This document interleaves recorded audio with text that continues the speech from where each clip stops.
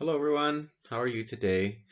Today, I'm coming to you about a very important thing because I worked for about 10 years in Kelowna now with drug addicts, and I worked giving them Christian booklets and tracts and just giving them a hug and maybe a thermos full of tea because they're so addicted they live on the streets, and they give out free needles and spoons to them and check their drugs, but no one busts the dealers anymore or anything like that are selling these drugs and turning these people into zombie like slaves to these drugs like fentanyl and cocaine and heroin. Well, the Vancouver mayor, Kennedy Stewart, a leftist mayor, wants to decriminalize possession of illicit hard drugs within the city limits of Vancouver. He claims that this is for medical purpose, but from what I understand from a friend of mine who is a lab technician, she is specialized in working with blood and drugs and spit and sperm and poop and all the gory stuff. That was her job for over 20 years. And what she has told me that the long-term use of hard drugs like cocaine and heroin and fentanyl and crystal meth and all those drugs, they of long-term effect is that you will die. Your liver and your kidneys and things can't take it, and it sucks the life out of a person. We've seen people, and when we were working in Kelowna with all the drug addicts, people who are like, they start when they're a teenager, and by the time they're 20 years old, they don't have any teeth left, and their face is all caved in, and they look like they're 100 if they survive and don't overdose. Um, this mayor is basically fishing for votes. He wants the drug addicts to vote for him so he can be in office.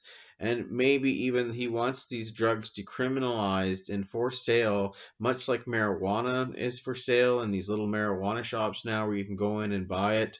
And it's at an outrageous price. And it's supposed to be clean and all this stuff. And but the truth is that it's just a scam. Like, you could probably marijuana on the streets about $5 a gram, and when you go into these shops, you're paying anywhere from $10 to $20 a gram, and sometimes $80 like for a gram of hash or something. So you can imagine what's gonna happen with these shops where you can go in and buy the marijuana, how much they're going to charge for these hard drugs. These people can even get cheaper on the street, and probably at a higher purity than they can get in the shops. But maybe he's planning on owning one of these shops or a chain of them when he retires and selling the drugs himself. It doesn't really specify. He just claims that this is for the good of the community, that this is for medical use. There is no medical use for these drugs. I mean, they already have opioids that you can get for medical use, like orange dilaudid and things that are already in tablet form that are legal to use. And if it is for truly medical use, well, why aren't you getting orange dilaudid from your doctor then for pain, right? That's just it. You see, like, there are opioids that you can get that are legal in Canada from a doctor's prescription. So he's really reaching out there, and quite frankly, he shouldn't be in office. I've worked with people who are so broken from broken homes and addicted, and they're basically living out of garbage cans, picking the through the garbage, looking for anything that they can get, like credit card numbers or ID numbers, anything they can sell on the black market.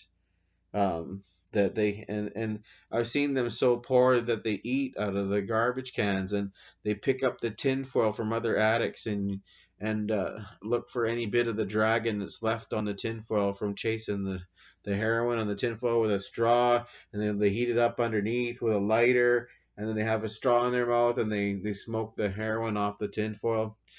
I bet you've seen that if you live in a big city 1,000 times, and you people are going to have to stand up to these leftist mayors who are just seeing dollar signs is what it really is. Because think about it, like if it's legalized and decriminalized, where is it going to be bought and sold from? It's not going to be from some street dealer. It's going to be in some store, and who's going to own that store but their friends?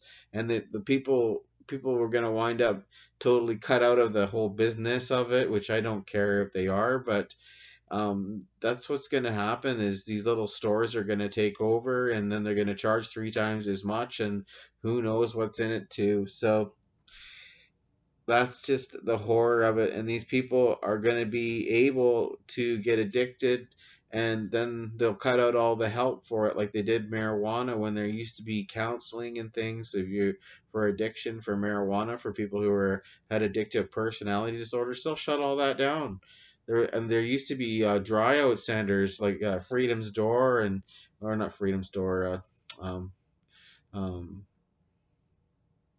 Oh, there was one years ago you could go to when you had alcohol and drug addiction and it had a three-step program and stuff, but they shut all that down in BC now. You can't even go to that anymore. Um, NA and AA and all that stuff.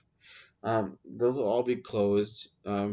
This person is just either looking to own a store himself or has a friends that have paid him off to try and do this, or that's and it's some special interest group, and he's going to get rich off it somehow, or he just wants their vote so he can stay in power. And it's not exactly the safest thing in the world to do. You can imagine if all they have to do is walk into a store and pay for it and walk out the store and go grab a needle and probably buy a needle and buy their drugs right there and get a cooking spoon and just step out in the parking lot and use. I mean, they have to otherwise, and where is the money going to come from? Because it's going to be like three times as expensive as the marijuana stores are. They're three times as expensive of buying it off the street because I know people that were getting marijuana on the street while the marijuana was legal. And in the store, it's up to $15 to $20 a gram, $10 a gram, the low grade stuff. But the high grade stuff, you're gonna pay 15, 20 a gram. Well, there are people on the street who sell it for $2.50 a gram, for as high as $5 a gram, and that's as high as it goes. So you can see that it's just a money making industry and they're just trying to cash in and they don't care about the human life of the addicted anymore. I mean, they're not, when that's legalized, they're not even going to bust the dealers anymore unless they open these stores and say, now we'll close down the illegal trade and bust them all. And people will only buy weed from the store or buy hard drugs from the store. And do you really want drug addicts going to a store like a marijuana store and purchasing these hard drugs in your community? You're all going to have to think about this because this is what the leftist mayors are pushing for is the decriminalization and legalization of all hard drugs. And then the next step will be because the girls have to prostitute themselves to get the drugs and the boys have to steal. It'll be, well, we'll just decriminalize prostitution, and the next thing you know, they've got your daughter in a window for sale like Holland. Do you want to see your daughter for sale in a window so she can get her drugs from some store? And then she's just a slave because that's what hard drug addicts are. They're just a slave to the drug. And do you want that around you? Or would you rather not? So you're going to have to get together and protest this mayor if you live in Vancouver and force him from office and get someone good because your children's lives are on the line. I mean, look around East Hastings Street. Do you see addicts driving Lamborghinis and things? No, they're sleeping in the street, living in tents on the sidewalk, freezing to death in the winter, having to live in and out of shelters. It's living from a shopping cart on the street if they don't go into shelter.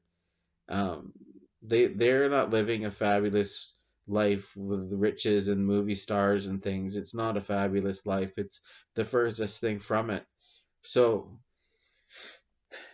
We need the families of addicts to come forward and say no. That's what we really need. Anyone who has lost anyone to overdose, you need to come forward now and say no.